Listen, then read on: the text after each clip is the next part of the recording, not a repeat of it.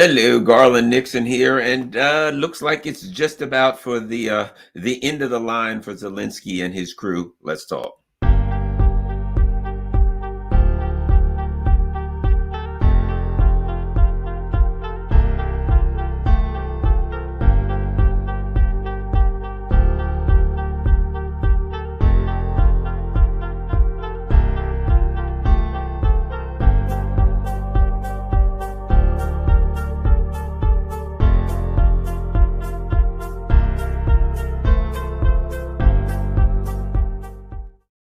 Hello, Garland here, and well, if you've been watching my video, I don't know. Am I blowing my own horn? Maybe I am. Am I, saying I told you so? I don't know.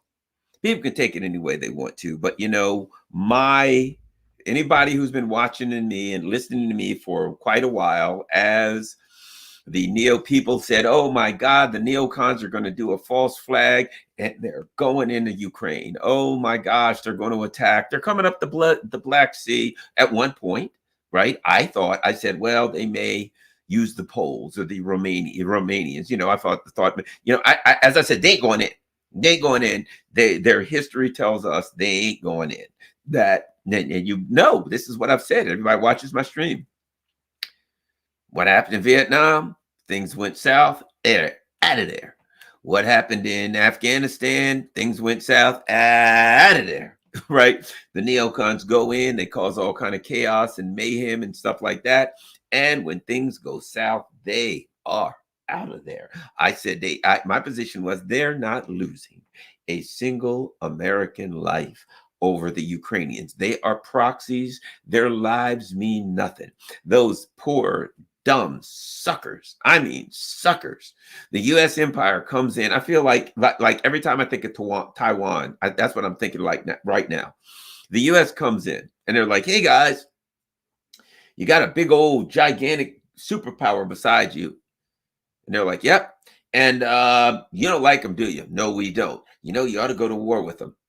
And they're like, well, yeah, but they're too big and strong. Oh, yeah, sure. They're not all that big and strong. Why don't we give you a hand? Why don't we'll get you all straight. We'll train you, weapons, all kinds of stuff. Trust me, you can take them.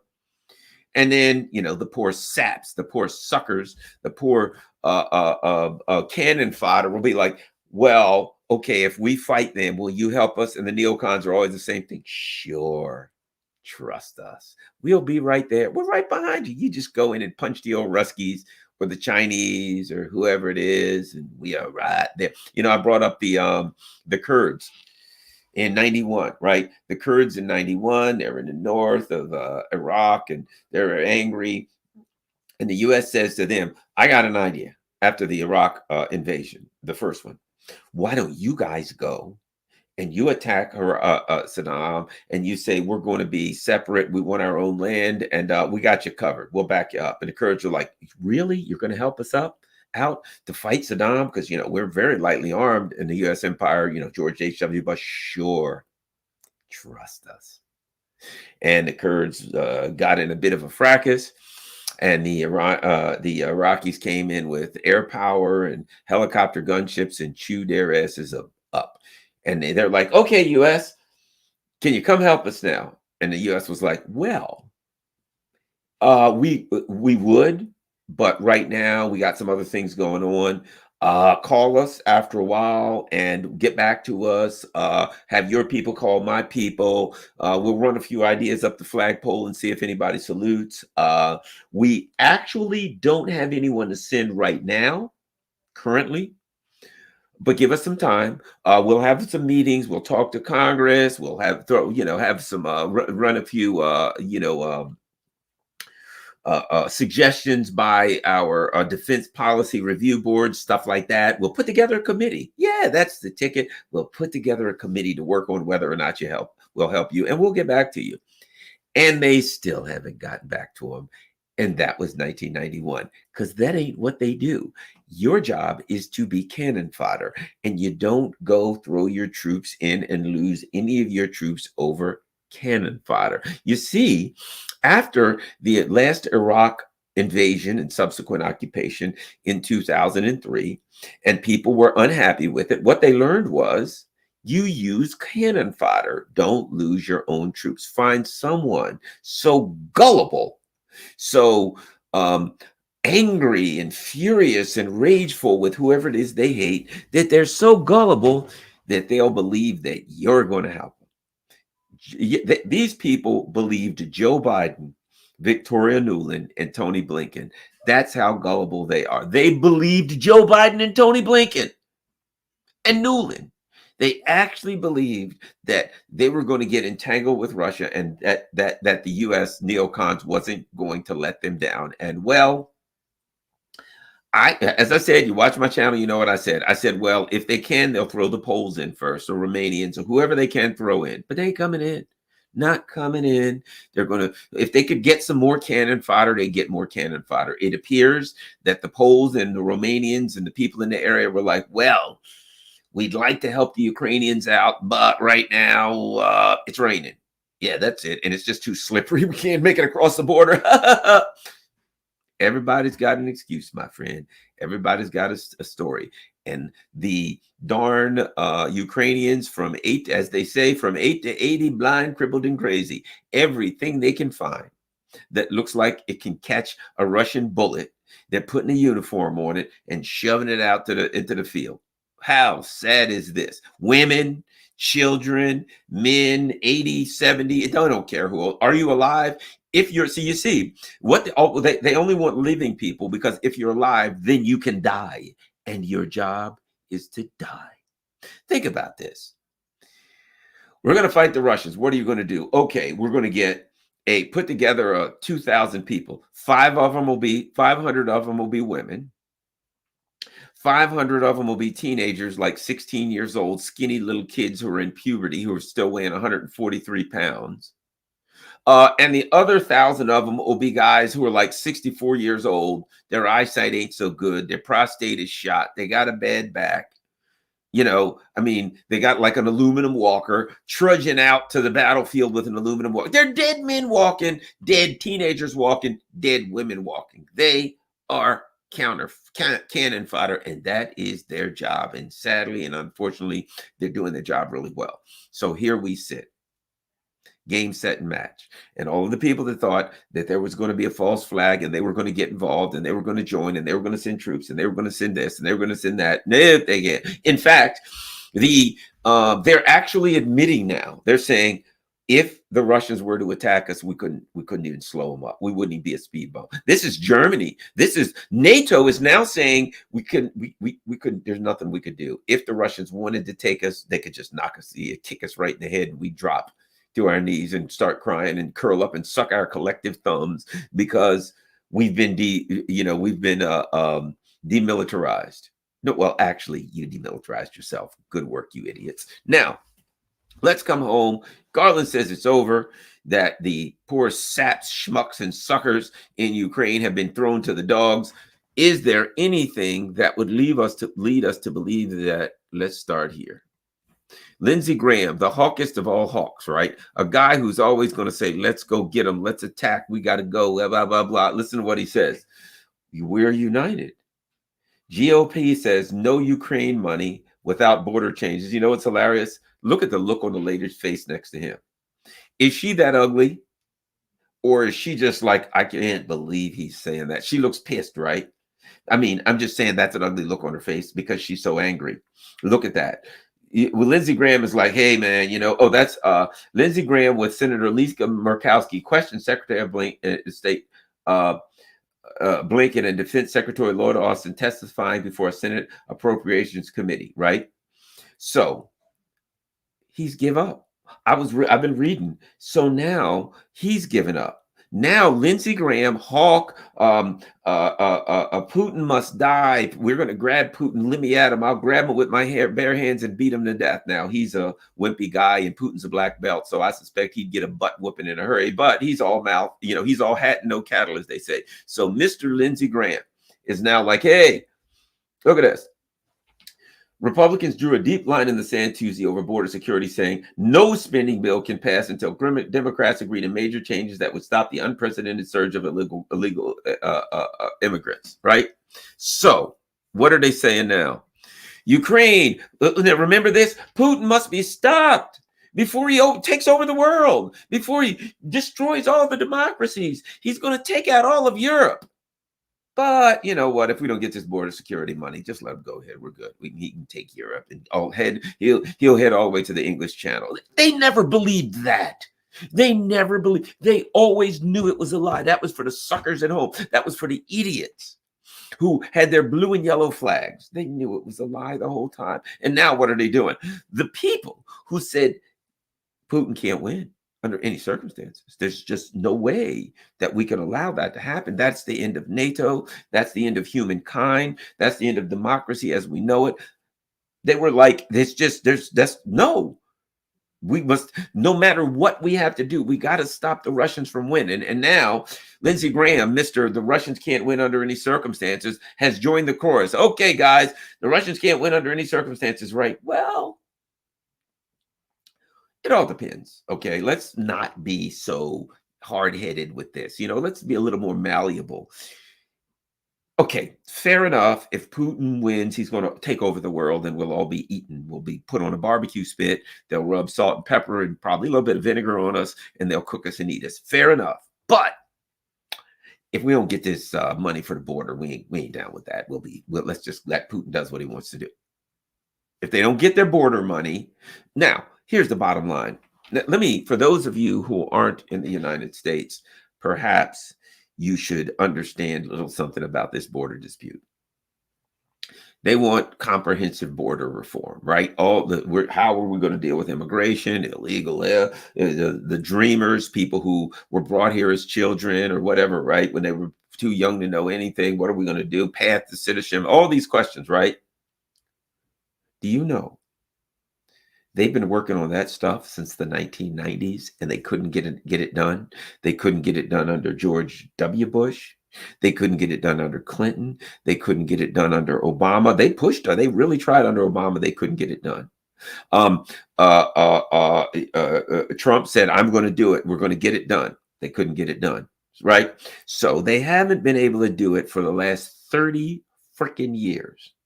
And now the Republicans are saying, if we can't get something done that we haven't been able to get done for the last 30 years, then no more Ukraine money. You know what that's like saying? That's like having a 10-foot jar of marbles and bringing Garland up and saying, you see those marbles, Garland? Only if you can give me the exact number of marbles in this 10-foot high jar. Now it's somewhere between 0 and 600,000. We'll give you parameters. Somewhere between 0 and 600,000. Now, it ain't 0 because you can see all the marbles. Not only do you have to tell me how many marbles are in there, you got to specifically tell me how many blue ones are in there. So the number of marbles, even if you get that right, you got to then tell me the number of blue marbles. And only if you get that right will Ukraine get the money. They might as well do that.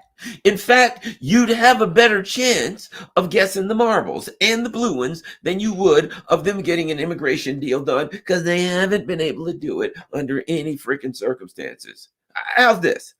When Obama came in, he had the House and the Senate, and he had a supermajority in both. So the Republicans couldn't block anything that he put through.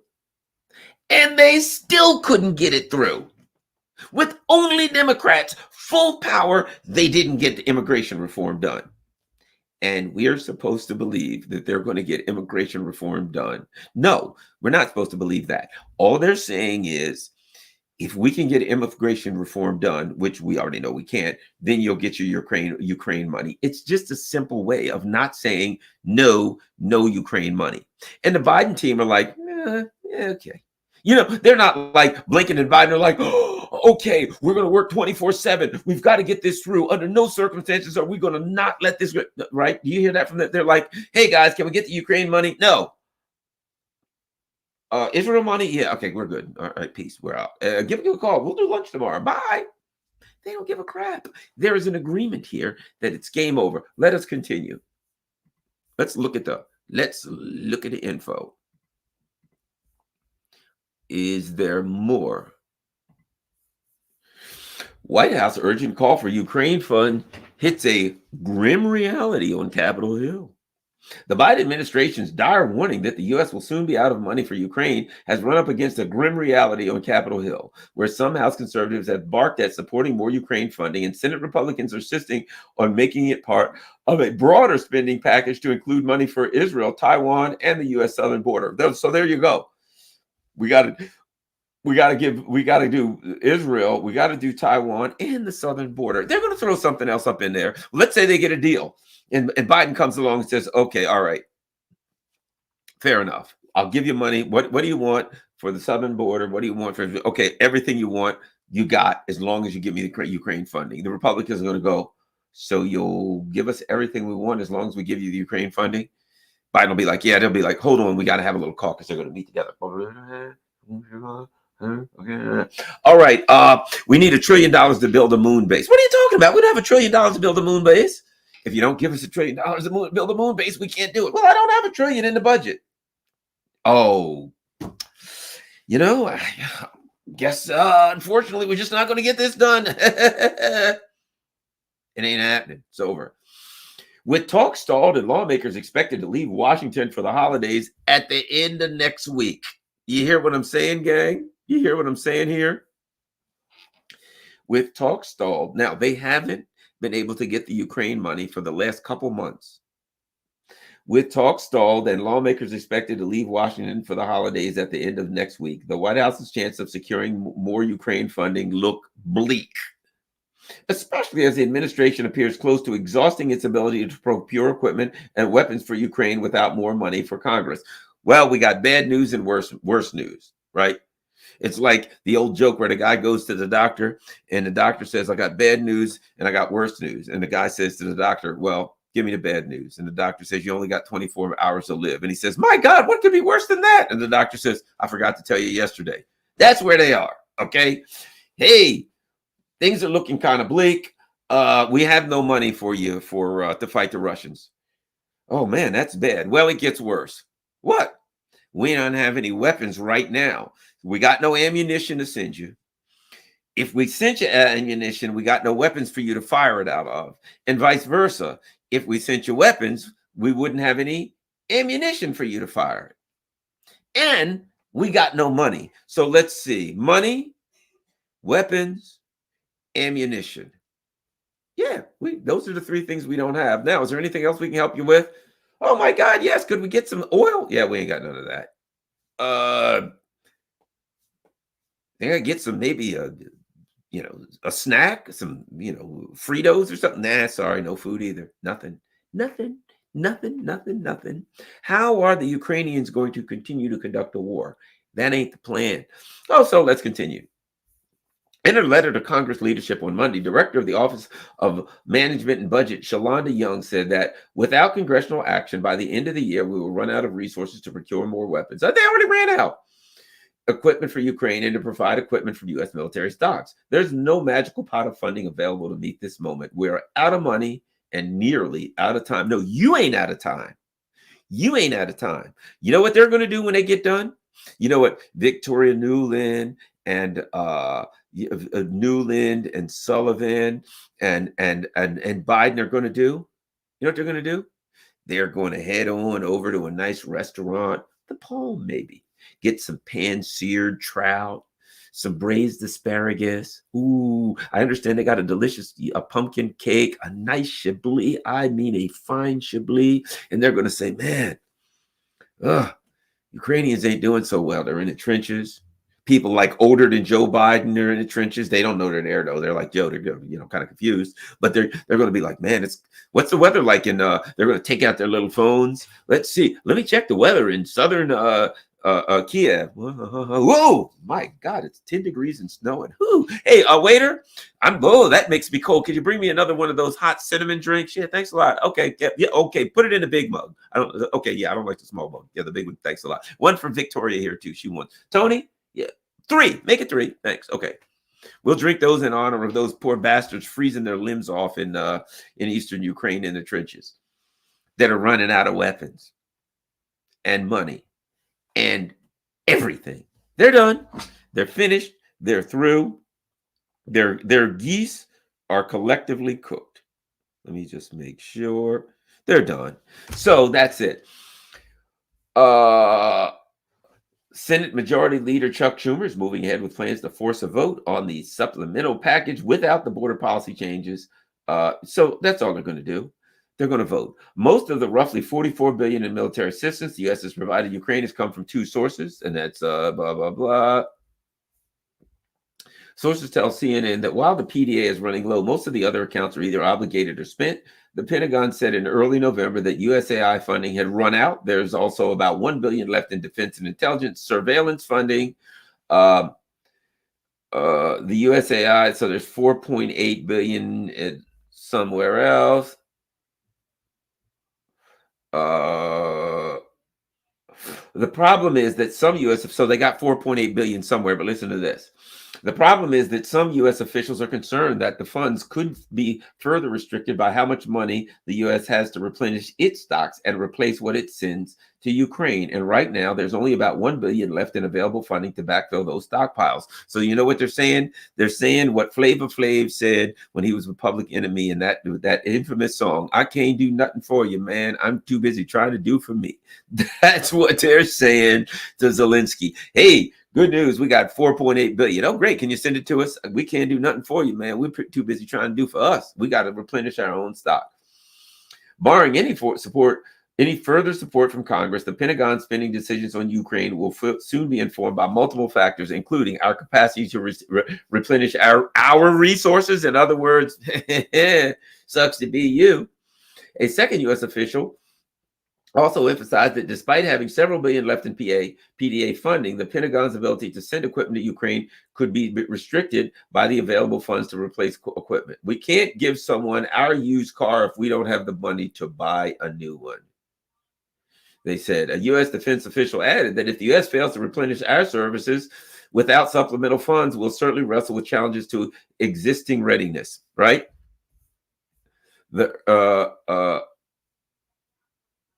It says the urgent case from the White House, however, hasn't resonated with some Republicans, House conservatives, some of whom have long opposed addition to Ukraine, said the message from the White House was falling on deaf ears. Quote, any warning from this administration goes on deaf ears. They're the ones that caused it. GOP Representative Ralph Norman of South Carolina told CNN. And I want the president to realize what's at stake here with our country. We want to see Ukraine succeed, and we have. We put money together. We put the funds together. Now's the time to secure our border, right? It's over. It's over. Done. Finished. Adios. Game, set, and match. No money coming. No weapons coming. And Garland Nixon, somebody said, you've been saying that for 2 years. I've been saying the same thing. You are what your record says you are. They will do what they did in Vietnam. They will do what they did in Iraq. They will do what they did in Afghanistan. I still recall, and I've talked about this many times, in Afghanistan. You remember that conversation Joe Biden had with Ashraf Ghani? And Ashraf Ghani said, the Taliban, they're overrunning our positions and on the borders. They're overrunning us everywhere. What are we going to do? Help, help, help. And Biden said, here's what I need you to say. Quote, even if it's not true, I need you to say, everything's good, everything's fine, everything's going to be all right. So what Biden said was, when Ashraf Ghani, the erstwhile puppet president of Afghanistan, said things are going south, Biden said, just lie.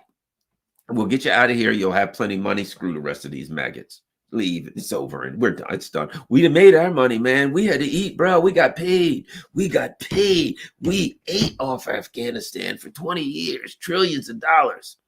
Did what we had to do. This piggy bank is closed. AMF. Adios, mofo. And they were out. Over they went to Ukraine. Now it's Zelensky's turn. Now, let's see. I wonder what Zelensky thinks. I wonder if he's yelling and screaming, saying, no, you've got to give us money. Please, you can't leave us hang. Uh-oh. Wah, wah, wah. Zelensky cancels U.S. Senate address amid aid dispute. Ukrainian President Vladimir Zelensky has canceled. Now, keep in mind, he was scheduled to go to Congress to beg for money. He was going to wear his green janitor's uniform. We've got to get money so we can stop Putin, and he's evil, and give us the money. And I've got to have my wife's got to spend $40,000 for a new Hermes purse. And please, money, money, money, money. We got to have money. There's a good place for money in this world. It's right here in my stinking pocket, and I got big pockets, and they need to be full. Give me the money. But Ukraine President Vladimir Zelensky has canceled his address to the U.S. Senate. Senate Majority Leader Chuck Schumer said Tuesday, as funding for Ukraine aid has been held up by House Republicans demanding additional funding. Schumer said Zelensky canceled his virtual appearance at the Senate's closed-door briefing on Ukraine after, quote, something came up at the last minute. If Republicans are unable to agree on the amendment, it shows that they are not serious about getting something done. So, see what I'm telling you? It's over. It's over. No money coming, no weapons coming. Zelensky knows. He probably got a call. Dude, yeah. He was like, okay, what time do you want me to come on to beg for the money? My wife needs a new dress. I mean, we need all kinds of stuff for the soldiers so that they can defend themselves from the evil Putin. And my wife needs to go to the Gucci store. She's killing me here, dude. She's killing me. You got to give me some more money. This woman's going to drive me to the poorhouse if you don't help me out here. And they probably just called him and said, dude, look, I don't really know how to tell you this. The jig is up. Cat's out of the bag. The game's over. I don't know how much you stole, but you got your fair share. Okay? Don't be mad at us. Don't give us a hard time. You stole your fair share, and we kept our mouth shut, and we let you steal your fair share. It's time to chill out. It's time to move on. Hey, the word on the street is, and I'm sure you might have heard it, the word on the street is that they're preparing a soft spot for him in the U.S. You know, look, where's Juan Guaido right now? Juan Guaido is teaching at Florida International University. That's what he's doing. He's living in South Florida teaching, right? He's just another schmuck, probably catching the metro, catching a bus to work every day, Ubering to the college every day to teach. He's teaching democracy of all things, right? He was the president of the president's president in Venezuela. And now, according to the idiots, and now he's teaching at Florida International. Maybe they called Zelensky. Hey, Zelensky, yeah. You ever teach democracy? No, in fact, I haven't. We got some textbooks waiting for you here. You'll be sleeping in the Sunnyside motel. And, you know, we would advise you, it can get a little cold at night. So if you got an electric heater, you might want to bring that. It's not the finest hotel in the world, but we'll cover you for 6 months. How's that? 6 months. And hopefully, you know, if your wife hasn't spent every dime you got, you'll be all right. Otherwise, we got a job for you teaching. Doesn't pay well. Doesn't pay a lot, but, you know, you'll keep the lights on. So that's the best we can do. Thanks a lot. If you complain or run your mouth too much, we'll put a bullet right between your stinking, filthy little eyes so you don't get any thoughts that you're going to go tell anybody. Because if you tell, you know, they got a lot of alligators in South Florida. Alligators are hungry. You know what alligators like to eat? Snitches. Alligators love snitches. That is their favorite dish. Yummy. It's snitch stew tonight in the Everglades. So, just throwing it out there, you might not want to threaten to run off at the mouth, and you might not want to say anything that you know. You just shut up, sleep in your hotel room like you're supposed to, and call down to the lobby. If it gets cold, get an extra blanket, turn your little space heater on. If it gets kind of nippy, keep your mouth shut. Because if your mouth starts to move a little too much, just saying, we'll give you a free ride to Everglades National Park. Really nice this year. And it's like a roach motel. Snitches come in, but they don't come out. So you know what? Zelensky's going to keep his mouth shut because he understands the rules. He knows what happens to snitches, right? Snitches get stitches and end up in dishes. That's what Zelensky has to worry about. He's done. He's finished. He's toast. He is game set match. So what does that mean? That means that they've done what they've always done. And you know what else is hilarious here? The guy that they there's two guys you really got to laugh at here. One of them is Zelensky, right? Because he was the badass walking around in a green uniform. You got to laugh at this guy for getting his comeuppance. But you know who else you got to laugh at here? Sadly, Olaf Scholz. Olaf Scholz. Olaf Scholz went along with everything Biden wanted. They blew up his pipeline. He kept his mouth shut. They deindustrialized. They're stealing his industry. His mouth is shut. Olaf Scholz has like a 12% approval rating, right? He humiliated and degraded him in front of the entire world. He's like, stand next to me, you sap, you ignorant mutt. Shut up and stand next to me. And Scholz stood right next to him. And he humiliated him. Hey, everybody, just want to let you know, this guy's got a pipeline. Yeah. He don't shut the hell up, I'm going to blow his pipeline. And you know what? Even if he does shut the hell up, I'm going to blow his pipeline because I don't like him. Can't stand him. He gets on my nerves. Right, Olaf? Oh, yes, sir, Mr. Jojo. And shut up. Slap the hell out of him right in front of everybody in the camera. I'm going to end the pipeline. Hell, how are you going to do that, Joe Biden? Don't worry about it. We'll end the pipeline. Ain't that right, Olaf? Okay, Mr. But shut up. Slap the hell out of him. He humiliated that sucker in a way that, quite frankly, no human being, no man. I'm a man, okay? My dad was a tough guy. So you can hate me if you want to and tell me I'm, sexist or whatever. But yeah, come on. I grew up. My dad was a longshoreman. I was a police officer. It comes with the turf, right? No man should be humiliated like that. No man should be treated like that. No man should be degraded like that. I mean, he grabbed that guy. He just made Olaf Scholz. He emasculated that guy in a way that I don't know that I've ever seen a leader of a country done. Told him to shut up, sent him home, and blew his damn pipeline anyway. And Scholz might as well have thanked him for it, for what he did.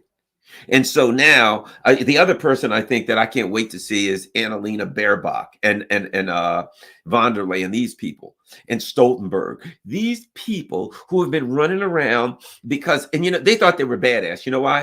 You know why they thought they were so bad? Because they thought they had the U.S. empire behind them. We got Biden behind us. Trust me, having Biden behind you ain't exactly a backstop, okay? But they were walking around with their chest out. Putin's gonna get it. He's never gonna win. We'll show him. We'll destroy his economy with ease. Nothing to that. His economy, kid me. We're the EU. We got the U.S. empire behind us. Nothing can stop us. Don't underestimate our power. Right? This was Baerbock. As most of the time, Olaf Scholz was curled up in a corner, sucking his thumb. Right? But while he was doing that, Baerbock and von der Leyen and Stoltenberg and Joseph Borrell were prancing around with their chest out, telling everybody what badasses they were and how Putin was going to get mercilessly slapped around, right? Putin soon will be waltzing into Odessa, to have a dinner party. Before you know it, he'll be having his annual dinner party on the sea, on the shores of Odessa. Putin's probably going to have a yearly party on the shores of Odessa because he'll take Odessa. He'll take anything he wants. But think about this. I mean, just from the perspective of the people on the battlefield, after tonight, you're looking over at your ammo. There's Russians on the other side. They're dropping bombs. There's mortars coming in, drones dropping on you, machine gun fire being strafed by helicopters. I mean, your life's just a living hell. And you're looking over there at your ammo. And you're like, okay, how many rounds we got? Well, we got about 1,000 rounds per man. All righty. Well, how long you think that'll last? We get by a couple days with that. All right. And when's the next ammo shipment? Well, guys, we probably need to have a talk. Okay, when's the next ammo shipment? Not so fast. Life can be trying at times. And those guys, and now the guys on the field are like, I don't like the direction no, I don't want to hear about life being tough. When does the next ammo ship come in? I'm getting to that. So, life can be trying at times. And remember when we had that talk and we kept reading in the paper that the Russians were fighting with shovels? And they're like, yeah, fighting with shovels is not the worst thing you could do. We got shovels. We could, you sharpen up the edges. You could poke somebody with a shovel. You can hold up in front of your face like a shield, right? You can do a lot of things with shovels. So I'm just saying, maybe ammunition isn't the best thing for us. I mean, we've been lazy, we've been sloppy, we've been throwing our ammo. Come on, maybe it's time for us to go in another direction. The guys on the line are like, "Are you telling us that no ammo's coming?" I'm not putting it like that. Okay, let's not sound so negative about this ammunition. Ammunition's not everything. Let's put it to you like this. It looks like we got a great opportunity here for pure heroism. Think about this. Well, how many guys we got? We got 500 in this trench. Boom! Oh, wow, damn it, another train. Make that 490. We just had another bomb. Okay. Uh, if we were to just use ammunition, just conventional warfare and defeat the Russians, I mean, yeah, we get, medals and stuff like that. And, that'd be something great. But just think, if we were so good that we were virtually unarmed and all we did was took the shovels that we used to dig these trenches, sharpened the edges of them, charged into the Russian lines and gutted those sons of bitches like a bunch of fish, killed them. Then we took their guns and their ammo and finished off the rest. How does that sound, guys? Good idea, huh? I think we can do it. Let's go. And it'd be like, I only got a few bullets left, but I'm shooting you if you do not come up with some ammo. We need ammo. We're not fighting with shovels. Remember that was Aristovich's idea. Remember that was supposed to be PR. We put Shara Aston Cirillo out, and she said, no, we need ammunition. Guys, yeah. Ain't no more ammunition coming. It was just a heartbreaking liar's promise.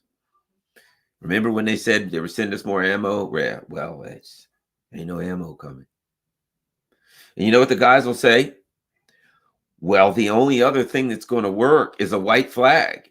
If you don't have ammo, you better have a white flag. Let's take one of those shovels and break the shovel end off. Somebody tear their t-shirt up, tie it to the end of that shovel, and stick it up in the air. Because that's our only game plan from now on. They're about to run out of ammo, but it gets worse. It gets considerably worse. Okay? So they got no ammo, but they can always come up with a white flag, right? And they'll be like, hey, we don't have any ammo. All right. Do we have anything else? Well, give me another can of beans. Yeah. Oh, beans. Yeah. We don't have any of those either. We got some food. No. Water. None of that. Oh, my God. No food, no water, no ammunition. And I just broke my shovel. I'm in a world of hurt, right? Well, not only is the U.S. empire providing food and beans and water and uniforms and ammunition to the soldiers, they have adopted the entire country.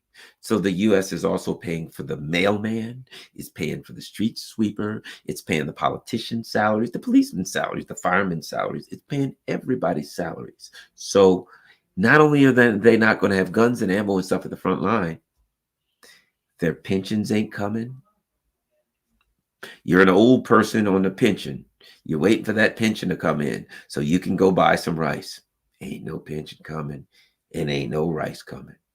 So on the lines, you're not going to have food and ammo, so you can't fight. Behind the lines, you're not going to have food. How are you going to pay for electricity? How are you going to pay for anything? Oh, let's see. Let's look at the weather. See how things are looking. I got my handy dandy phone right here. And we'll let's manage locations. That's important. And we're going to add one. We're going to call it KIEV. Let's see. There we go. Kiev, Ukraine. And let's look at the weather. Over the next week. Today, 29 and snow. Thursday, 27 and snow. Friday, 28 and snow. Saturday, 26 and snow. Sunday 26 in snow, Monday 27 in snow, and Tuesday 30 in snow. It is never, and that's Fahrenheit, which means below zero. It's never going to get up to freezing, and you're going to get snow every day, and you ain't going to have food, and you ain't going to have ammo, and you're not going to have anything to buy heating oil with throughout the country.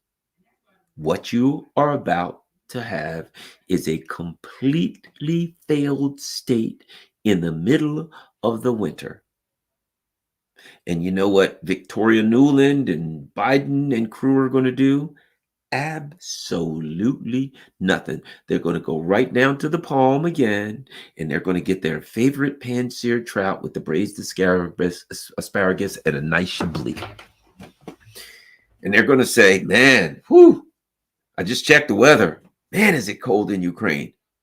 All right, take me back to the White House, get my motorcade. Let's go back in there. I need to get toasty warm, and tell them to turn up the heat before I go in there. It's freezing out here. I'd like to tell them to turn the heat up to 75, for God's sake. I want a nice toasty warm. I want to walk around with my shoes off tonight, my slippers on. That's how hot I want it. So that's it.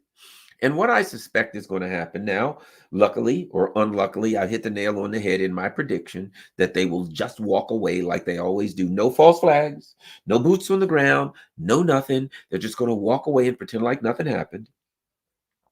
And here's something else I said, mark my word. Going back to what Garland said about this. Maybe I'm wrong, but let's see. In Vietnam, what they say? Well, whatever we do, we can't let the communists win. The communists will be, well, everything will go bad. Who's in charge of Vietnam after they left the Communist Party? And to this day, who's in charge of the Communist Party? And by the way, how's Vietnam doing economically? Fantastic. The U.S. is gone. The communists are in. Economically, they're doing great. The people in Vietnam, I know a friend of mine moved there. He's like, oh my God, it's so cheap to live. The women are pretty. I love it.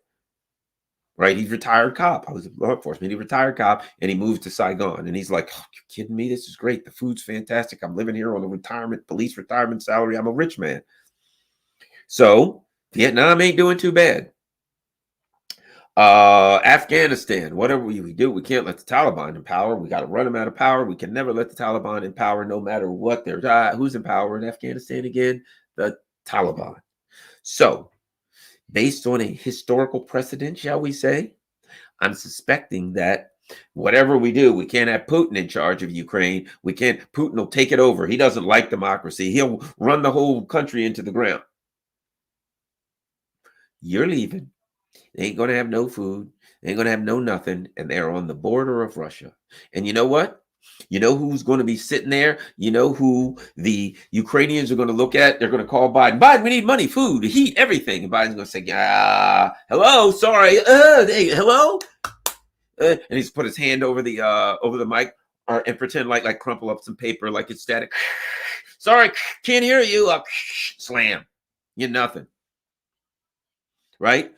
They're going to call Ursula von der Leyen and all of those people and Schultz. Hey guys, we got no money, we got no food, we got no heat, we got nothing. We're crumbling, and can't do nothing for you, man. I'm too busy trying to do for me. I can't do nothing for you, man. That's just the way the ball bounces. G. That's exactly what Flavor Flav said. That's what they're going to hear. And who's left to call?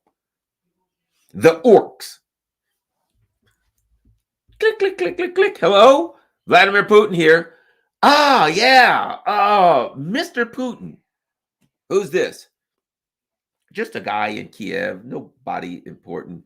You can call me Vladimir Polinsky. Just wondering if you had a little extra oil or something, maybe some weed or something, a little bit. We got a few hungry people here, just throwing it out there. If you weren't doing anything with it, hey, you know what? Odessa is open for you. We've decided that we want to work with you guys now. And so the port of Odessa, you might be able to do work and do something that I got an idea. You're giving Africans lots of grain. How about you bring a ship of grain right up the Black Sea? No fuss, no muss. We won't challenge it in any way. And park it right there in Odessa, your favorite place. Come in, we'll have dinner together. And then we could, get some a little bit around the country and maybe people wouldn't starve to death. They're going to have to go beg the Russians. Trust me when I say this. The time is coming, and it ain't far away, when Ukraine is going to be a failed state and they will have to beg the Russians for food and all that stuff. Because you know why? Because Europe's going broke and Russia ain't. And Russia has stuff. They got food, they got grain, they got stuff, they got vodka. You got none of the above. And you have been left. The time is coming when they're going to have to go to the superpower on their border, the only people who can help them, the only people who are trustworthy. And you know what? I suspect the Russians will help them. I suspect the Russians will, at a fair and reasonable cost. I believe the Russians will say, "Oh, calling me, are you Putin? Oh, really? Mr. Vladimir Polinsky? Is that what you said your name was? Yeah, okay. You need me now, do you? Oh, Mr. Ork, the guy who you had to send drones to blow up our stuff. You were going to take back Crimea. You were going to break the land bridge. All these things you're going to do. And now, Mr. Polinsky, did you say? Yes, Polinsky. And now you're begging for wheat. I think I can make a deal with you. Oh, Zelensky, that you give up everything. Everything. Your kids. I don't have any kids. Firstborn male child. You're gonna have to name him Vladimir, and he's coming to he's coming here. I'll raise him as my own, kind of like a Pushkin kind of thing, right? He's coming here. You don't even get your own kid. Get out of here. I suspect the time will come when they got to go to the Russians, because Americans ain't going to do nothing. The Europeans, they're poor. They don't have it to give. Where else they got to go? You watch, mark my word. It's over. This thing's over. It is what it was eventually going to be. They're out of here. Now, the only thing I wonder is if the Taiwan people are so schmucky, if they're so damn stupid that they won't realize that they got the same fate. I don't know. But you saw what I saw. Right, I shared the articles with you. You saw you saw the articles, didn't you? You saw the articles. You read them like me. What is it? No money coming. Zelensky was supposed to do a video conference. It's all over. Now, here's what we're going to do. And you know what? I haven't even been seeing the trolls online on Twitter. Where are the NAFTA trolls? What are they? NAFO trolls? There, you can get out of here. All right, so let's see if we can get something good. Zhao99 super sticker, thank you very much. Certainly appreciate it. How about we go to Jerry super sticker? Thank you. How about we go to Red Chili Pepper with another super sticker? Thanks a lot. How about good old Valley S with a super? Wow, everybody's super sticker. Thanks a lot, Valley S. Really appreciate that. Let's get going. Raphael says, "Gee, we must give you credit from the start. You always had a good understanding of what Putin was doing. People was yelling why Putin was bad." Yeah. Mm-hmm. Yep. Putin is a very thoughtful person, and he's not you know why I understand Putin. I've said this because why I really understand the Russian culture, because I fit in the Russian culture, because I think like the Russians. They're practical. Putin is practical, and he's patient. Beware the fury of a patient man, because he knew what he was dealing with, and he was going to do what he was going to do and wait and see how this thing turned out. Putin is a martial artist, and he's going to do what he has to do. He's going to fight when he has to fight, and when he doesn't, he's going to let the fight come to him, and he's going to use his enemies' force against them and all that kind of stuff. And that's all. This was an easy one. It wasn't hard. And take into account historical precedent. This is what the U.S. empire has always done, expected to do what it's always done. Thanks a lot. Let's go to Zach. Evening, Garland. Have you had a moment to think about worst case scenarios unfolding next summer and how to best prepare, i.e., One Health or a Fed hack? Nah, I haven't thought about worst case scenarios, really. You know, if the worst case scenarios happen, they're going to happen. Right now, we got to see what happens with Israel. I need to do a thing. But let me tell you something. The U.S. empire is going to jettison Zionism. Zionism is only valuable until it ain't. And it's a problem for them. And it's not valuable anymore. And when they get through this crap, Netanyahu, Smotrich, and those people are getting jettisoned, and they're going to find a way to replace the leadership of Europe, of Israel, with some more compliant Ashkenazi liberal types that will go along with what they want, because what they want to do is to maintain the military base in their military imperial outpost at all costs. And they don't care about the Zionists, the Jewish people, nothing. All they care about is, can we maintain a military base here? Now, I don't know if they can. That's the thing about it. I'm not sure they can, but they'll do whatever they need, including jettison Zionism and everything else they have to do to keep that base. You watch. That's the priority, is maintaining a military outpost in amongst all that oil in the Middle East. Somebody wrote, Russia is losing. Like this. There we go. Russia is losing. Here's the way I look at it. Call it whatever you want. If that's what you call losing, then I'm sure they'll be happy to lose. If you interpret what's happening as losing, then they'll be happy to lose. Anybody? We got other people. How about this? Thanks a lot. Gestores Panama. Gestores Panama. Keep going. Okay. Vladis mostly says the U.S. foreign policy is washed up. Once the Ukraine proxy war ends, I expect a sweeping revelation of incompetence and corruption. Yeah, I'm with you on that one. JF says, Garland, brilliant commentary. Thank you, JF. A lot of times I'm just goofing off anyway, having fun, hanging out with you all, my friends. Ivandro Pomadi, thanks a lot. I think. We got somebody else. Zach Boyles, you got to name your kid Joe Biden terms. All right, let's keep getting now.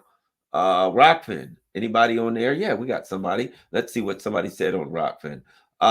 Blow your horn, Garden, JVB. Thanks a lot. It is what it is. Thanks a lot. I'm not going to say I got lucky. I just, what it is? The safest bet is always consistency. If I see something happen 10 times in a row, I'm going to bet that it happens on the 11th. That's all it is. I'm going to bet that it happens on the 11th. And when you look at what happened 2006, what the U.S. empire learned is that its people won't tolerate body bags coming home. So they got to use suckers. They got to use other people's body bags got to come home. And in Ukraine's instance, it was their body bags to come home. They don't care. And now they're done with it. They're moving on. It's over.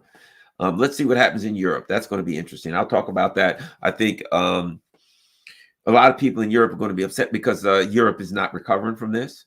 It ain't recovering from that. It's wiped out. It's destroyed. If the Europeans were smart, which they ain't, I'm saying the leadership, the people are, but if the European leadership was smart, which they ain't, they would say, hey, we've been had. Let's make our move with Russia and call Russians and say, hey, we're sorry. Now, the Russians would say, we can't stand you. We don't trust you. Get away from us. And they say, look, you don't have to hate us. Just sell us gas again. And the Russians would sell them gas. The Russians say, number one, you're fixing Nord Stream. Number two, you're going to pay us for our trouble. You're going to pay us for the damage and the loss and everything that we took. And you're going to fix Nord Stream. And then we'll start putting gas. If you don't do any of that, you don't want gas. You don't want to fix Nord Stream or out of your pocket and pay us for all the loss that we had and pay us for our trouble and reimburse us on and on and on. You have to reimburse us. We took some hits here. You don't want to do that, then go buy your gas elsewhere. Maggots. So we shall see. I have friends that are in Moscow right now, and they're like, man, it is cold, and it's supposed to get colder. In Moscow, it's supposed to be like, 1 degree Fahrenheit by the end of the week. It's going to be cold. But you know what the people in Moscow are going to do? They're going to turn the heat up. That's all they're going to do in Moscow. Hey, it's freezing out there. What do we do, honey? Turn the heat up. They're going to turn their heat up until their windows are sweating. They'll be the people in Moscow will be walking around in their houses with shorts on. They're walking around in their underwear, walking around naked with the heat so high that, there's like, it's like they'll feel like they're in the Sahara Desert. Why won't they? They pay next to nothing for gas and their heating. Meanwhile, if it's that cold in Moscow, they're probably going to get some real, real bad cold. I saw where there was snowstorms in Bavaria, stuff like that. I don't think they're going to get a warm winter in Europe this year. And I think they're going to be calling Russia sometime during the winter saying, is there any God knows way you can get us some gas? If I was the Russians, I'd say, sure, but you're going to have to fix Nord Stream first. And it looks like that probably won't be fixed until June or July? Yeah, that's when we can help you. But we're freezing to death. Oh, man. Yeah, that's bad, isn't it? All right. Have a nice day. Sorry, I got to go eat some borscht. Peace. That's what they're getting from the Russians. All right. Thanks a lot, you all. I am out. I think that's it. Yep, I think that's it. Lastly, but not leastly, do me a favor. Let me see. I haven't heard from Scott Ritter. Scott Ritter and I were hanging out in Portland over the weekend, man. That was great. I had a blast hanging out with brother Scott. Okay. So Scott's not available tomorrow morning. Okay. Yep.